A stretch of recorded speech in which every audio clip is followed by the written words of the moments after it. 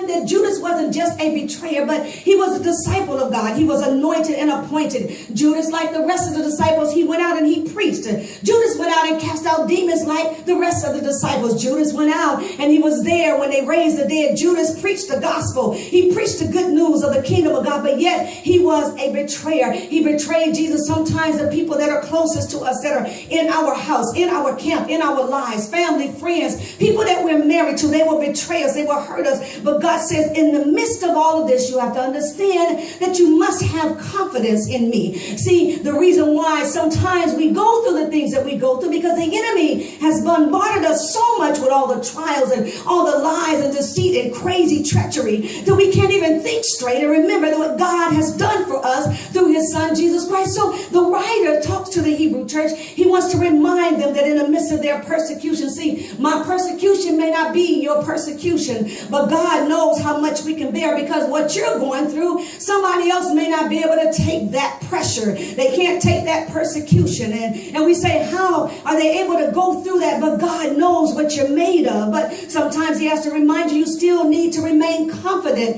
in me. You might have been going through for a long time, but you have to be confident. I'm going to bring you out. 20 some years David had to run from Saul, but in his mind, in his spirit, his heart, he knew that God had called him to be the next king in line. But Saul, his enemy, fought against him. He kept him and pushed him back from coming into the kingdom, power, and authority. Sometimes the enemy would tell us that we will never rise up to what God has called us to do. We will never be where God has called us to be. We will never experience what God said we would experience. We will never receive what God said he was going to give to us. But we have to have confidence, because God says, I swear by no other than myself, no other greater than me. When God speaks, he speaks, and his covenant is surety. His word is forever settled in the heavens. And God says that I'm not a man that I shall lie. God doesn't lie when he speaks his word. We have to understand and be reminded sometimes that God operates in eternity. God doesn't operate in a 24-hour time frame like we do. God doesn't operate in a 7-day week period, a month period, or a year. God operates in eternity. So what seems like an eternity to you and I is just a minute millisecond to God. In other words, God says, I know when to bless you. I know when to bring you out. Sometimes God allows us to marinate in our stuff, because when he brings us out, we're so appreciative. We'll worship God. We will praise God, because we know that we know that we know that if it wasn't for God, we wouldn't be here. If it wasn't for God, we wouldn't be blessed. We know that there was no way we was coming out of that living hell situation.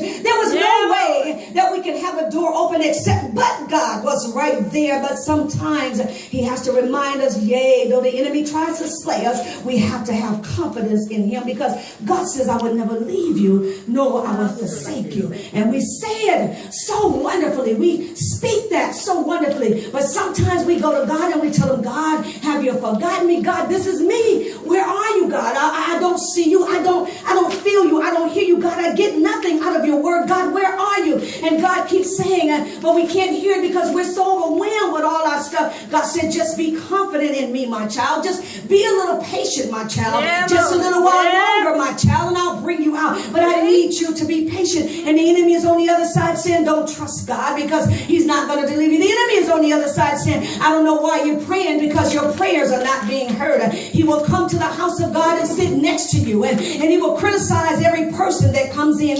He will criticize the man or woman of God, because he doesn't want you to be focused. He will cause you to think about all the things that you're going through. So you are cheated out of giving God the worship and the praise that is due unto him. You are cheated out of the opportunity to experience God's presence right where you sit or you stand. Why? Because the enemy doesn't want you to have confidence in God. But you got to understand on today, if you didn't have confidence in God, you wouldn't be where you are today, here and now. And to get where you are now, no matter what you're going through, no matter how crazy and diabolical your stuff may seem, the reason why you're sitting here today in your right mind, the reason why you're still here and you haven't lost it, the reason why you're here and you have a firm hope and belief that God is going to do something, because that confidence still remains in you. The last time you went through and thought you weren't coming out, you thought there was no way, you found out that God had not forgotten about you. You found out that God delivered you when you thought all hope was gone. And when God brought you out, you gave him the praise and the glory and the honor